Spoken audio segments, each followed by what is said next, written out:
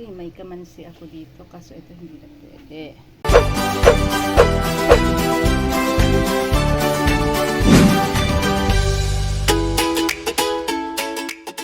Ayan, nagayat ko na ang ating kamansi. Tapos may malunggay tayo dito. Dito pa pasero sa may mushroom tayo dito, nakababad pa siya kasi galing siya ng probinsya. Halu-haluin natin siya mamaya.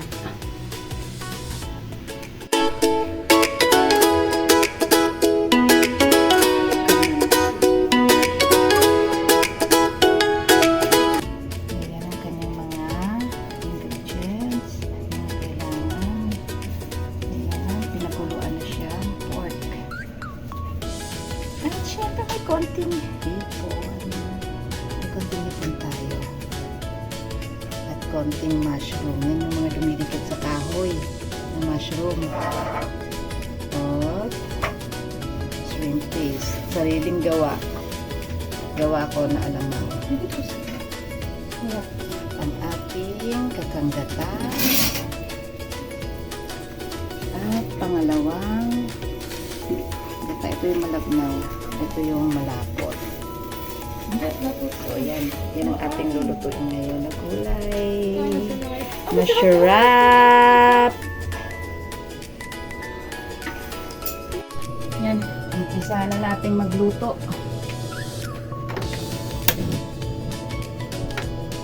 Ito yung pinakuluan na natin.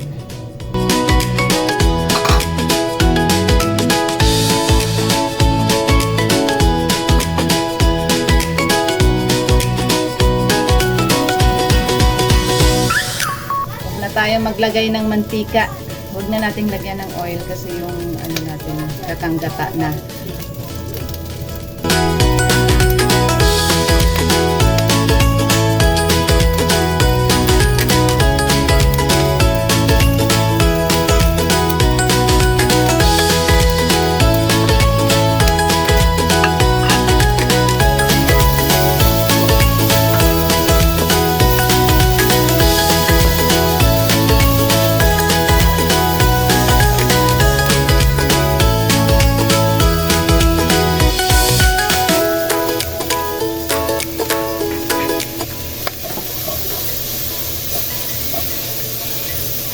Unahin natin ilagay yung alamang natin para maluto na siya. Hindi malansa.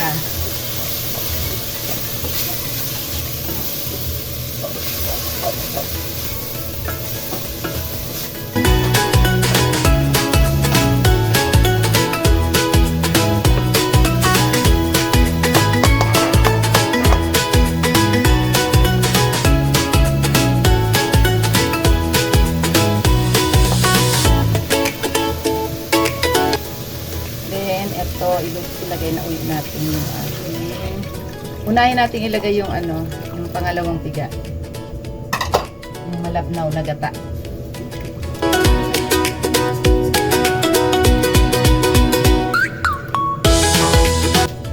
Para medyo lumambot pa yung ating karne ng baboy.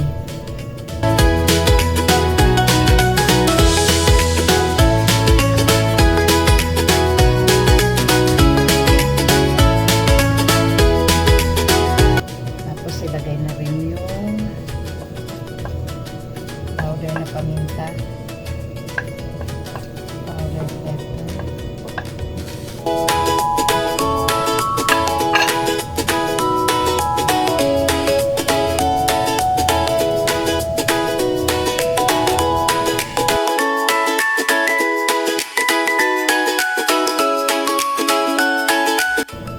takpan natin para mabilis kumulo. Yan muna. Yan, kumukulo na siya.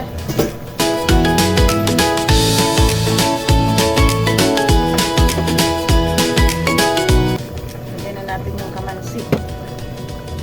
Kasi medyo matigas na itong ating kamansi. So, kailangan natin siyang palambutin muna bago natin ilagay yung kakanggata.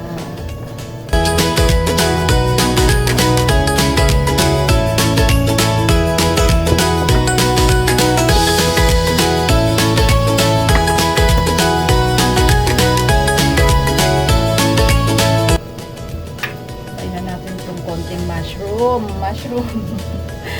Kokonti lang siya, natapon kasi.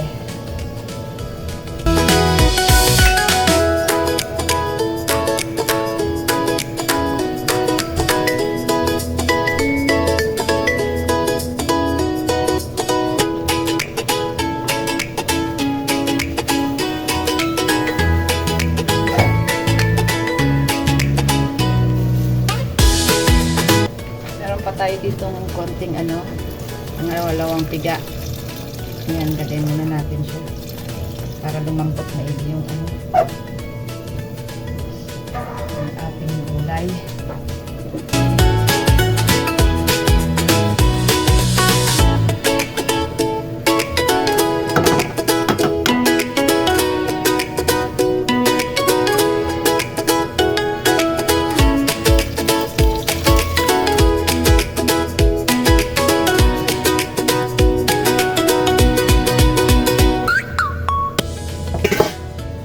Muna ulit. So ayan, check muna natin kung malambot lang.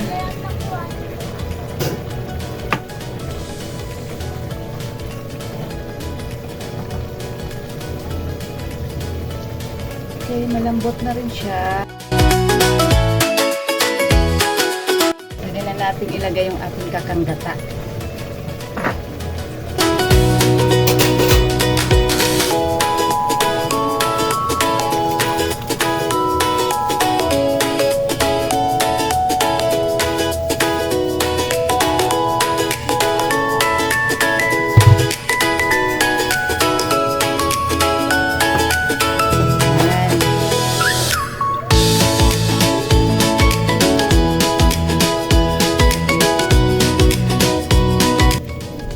Hintayin natin siyang kumulo ulit.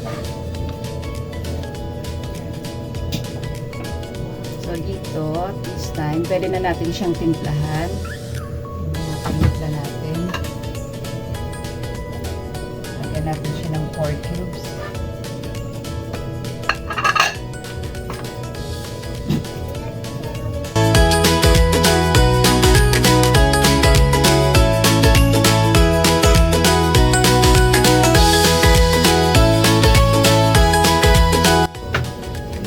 Pampasarap. Buchanan.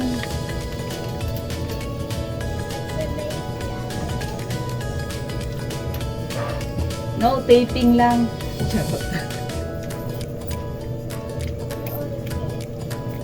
Manood ka ha.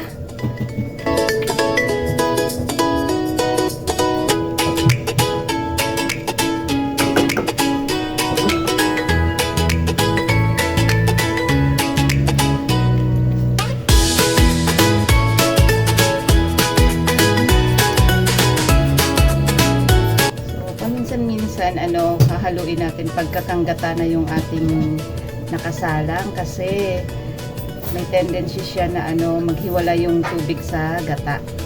Kaya namumuo yung ating kakanggata. Ganun yun. Kaya paminsan-minsan nahaluin natin hanggat hindi pa siya kumukulo. Ganun ang gagawin natin.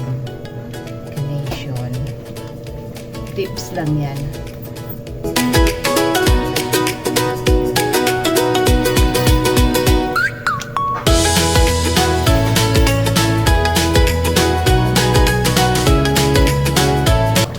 So, ayan po, ilagay na rin natin yung ating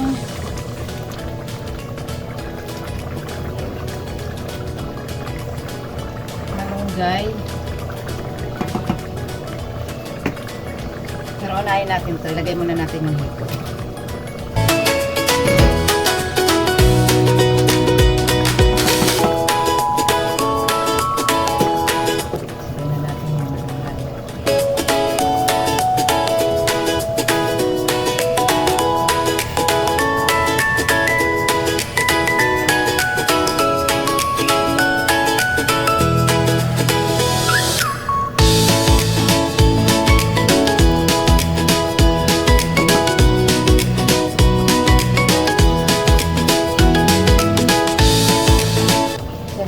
Guys, marami yan kasi marami akong pakakainin dito kasama na kapitbahay. Kaya pag nagugulay ako dito talagang madami.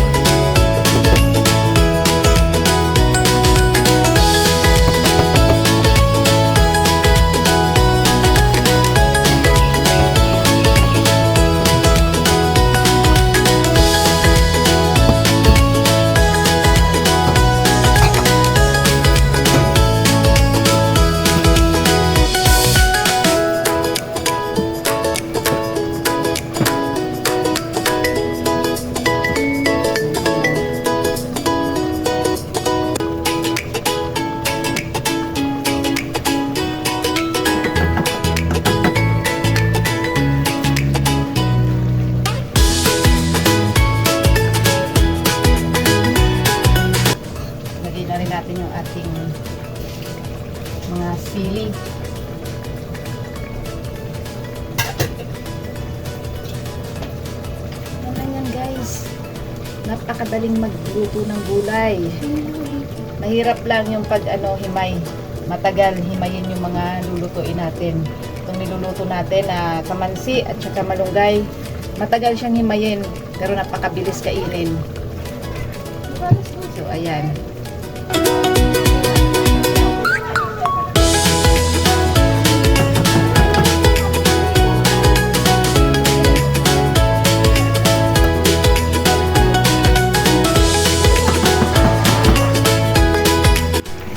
Po, luto na po yan. Medyo papalaputin ko lang po ng konti ng ating sabaw. Huwag po nating i-overcook para po yung malunggay hindi maglasang ewan. Yan. Kainan na guys! Thank you for watching again yung ating gulay na kamansi at malunggay.